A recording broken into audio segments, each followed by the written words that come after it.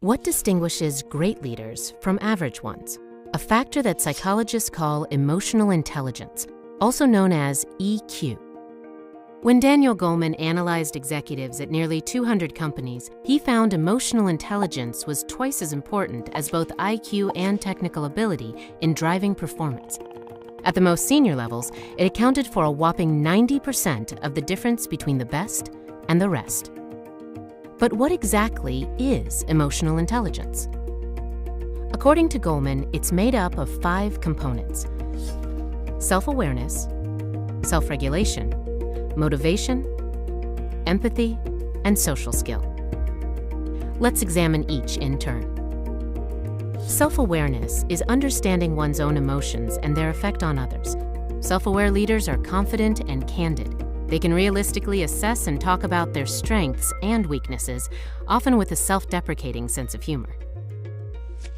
Self-regulation is the ability to control or redirect disruptive impulses, essentially to think before acting.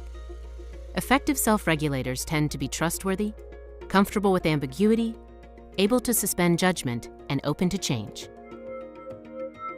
Motivation is a passion to work with energy and persistence for reasons beyond money or status.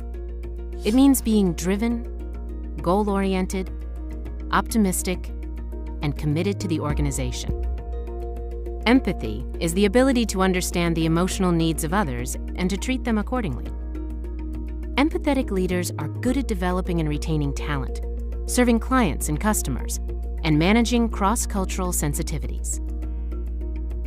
Social skill is proficiency in managing relationships, developing networks, building rapport, and finding common ground. It makes leaders more persuasive and helps them create change. According to research, we can all increase our level of emotional intelligence with training that activates the brain's limbic system, which governs our feelings and impulses. This works best in 3 steps: incentive, extended practice, and feedback. And because all the EQ components are interconnected, you'll find that improving in one area can help you do better in the others too. Consider an executive whose colleagues say she is low on empathy because she doesn't listen well. She checks her phone in meetings, sometimes interrupts people, and often glosses over or disregards differing points of view. When her boss points this out, the executive is surprised. In her view, she was just being efficient and direct. But the feedback incentivizes her to improve. Privately, she replays certain incidents and thinks about how she could have acted differently. She also watches leaders who are good listeners and tries to mimic their behavior. With continued guidance from her boss, she gradually becomes more empathetic, boosting both the team's morale and its productivity. There's no question that leaders still need raw intelligence and good technical ability, but that's a baseline.